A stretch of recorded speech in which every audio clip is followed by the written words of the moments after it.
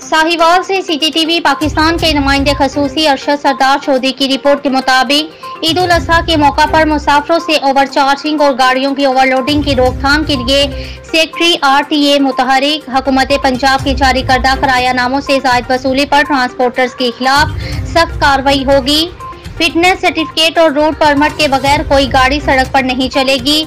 ईद उल अजहा के मौका पर मुसाफिरों से ज़ायद किराए की वसूली और ओवरलोडिंग की रोकथाम के लिए सेक्रेटरी RTA वासिफ यासीन ने फील्ड स्टाफ के हमरा शहर के मुख्तलिफ बस स्टैंड को चेक किया, मुसाफिरों को फराहम की जाने वाली सहूलियात का जायजा लिया। उन्होंने अड्डों पर मुसाफिरों के लिए लगाए गए वाटर कूलर्स व वॉशरूम्स की सफाई और वेटिंग रूम्स की सफाई को चेक किया। बाद अज़ा उन्होंने मुख्तलिफ रूट्स पर गाड़ियों को भी चेक किया, जिस दौरान 21 गाड़ियों के चालान किए, 3 गाड़ियों को बंद किया। रूट परमिट और फिटनेस सर्टिफिकेट हासिल न करने पर 50,000 रुपये जुर्माना भी आयद किया।